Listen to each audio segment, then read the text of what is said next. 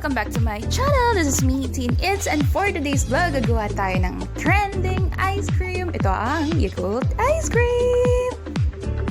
Tcharan!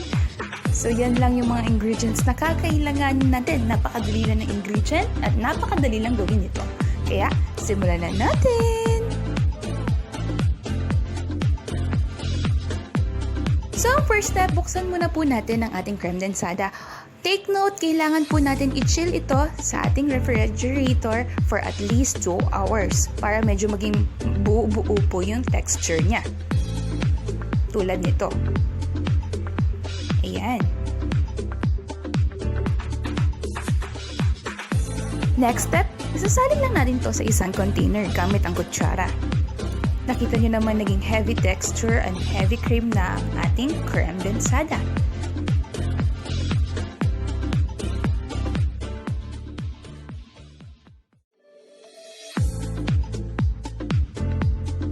Next step, haluin lang to gamit ang wire whisk or hand mixer. So, gagamit lang tayo ng wire whisk. Kailangan lang po natin mabilis na haluin for about 6 to 8 minutes. Pag naging floppy and soft na po yung texture, pwede na po ito. Pag sa hand mixer naman po, mas mabilis yon, siguro mga 4 minutes lang, okay na ang texture. So, yan. Pag okay na ang texture, ilagay na po natin ang Yakult. One at a time lang. So yan, haluin nyo siya habang nilalagay yung Yakult.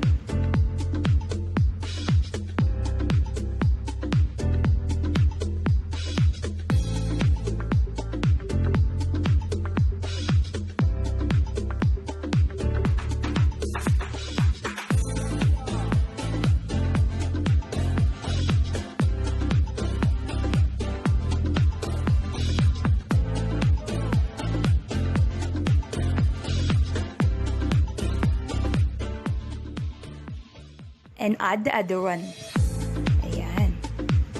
So yan, kailangan maging well combined po ang ating creme densada and Yakult. Kaya kailangan nyo po siyang haluin ng mabuti. Pag nalagay nyo na lahat ang Yakult, i-mix nyo lang po ito for about 5 minutes. Ayan.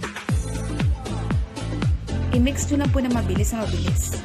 Pag feeling nyo okay na mix well ng ating mga ingredient, okay na ito.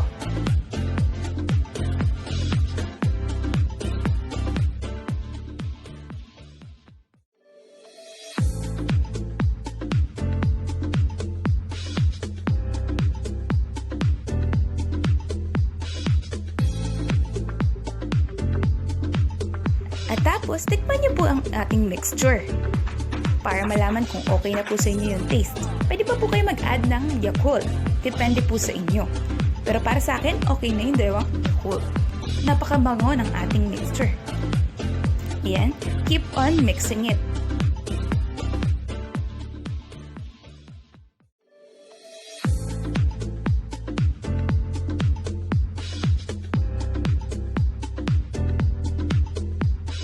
So, after mixing it, ito-transfer na natin to sa ating desired container. So, gagamit lang po ako ng mga plastic cups, ice cream cups po ito. So, yan. Pwedeng full or pwedeng 3/4 lang po ang inyong ilagay. Gumamit lang po kayo ng mas malaking spoon para mas madali nyo siyang ma-scoop.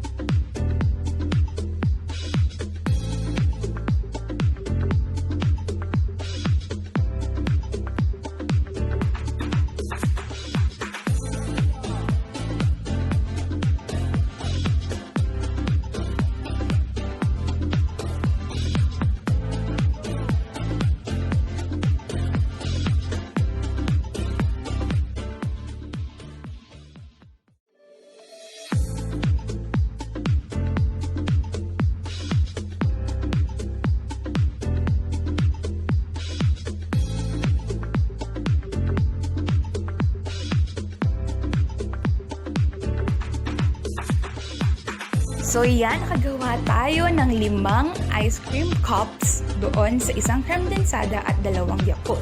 Not bad. Yan. Tapos i-cover lang po natin ito gamit ang cover ng mga cups na ito.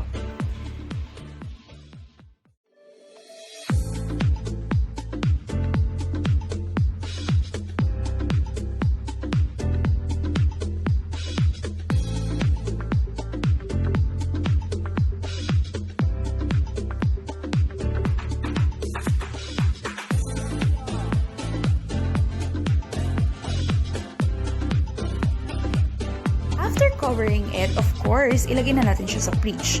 Pwedeng 6 hours or overnight. So, para sa akin, ang gagawin po namin is overnight dahil gabi ko na itong ginawa. So, yan.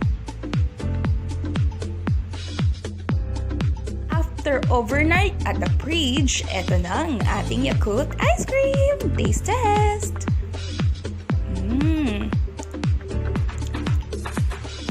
Ang lasa niya po for me is yogurt. Masarap po siya. If hindi ka fan ng yogurt, hindi mo siya magugustuhan. Pero ako kasi, nakain din naman ako ng yogurt at talagang umaangat yung lasa ng Yakult. Na creamy siya, na hindi ganong katamis. Basta lasang yogurt siya, mga moms. Masarap to. Napakasarap nito. Kaya itry nyo na rin to sa inyong mga tahanan. Napakadali lang po, di ba? At 2 ingredient lang ang kailangan nyo. Kailangan nyo lang ng Yakult at ng isang creme densada. If nagustuhan nyo to, don't forget to like, share, subscribe to my channel for more videos. Thanks for watching. See you on my next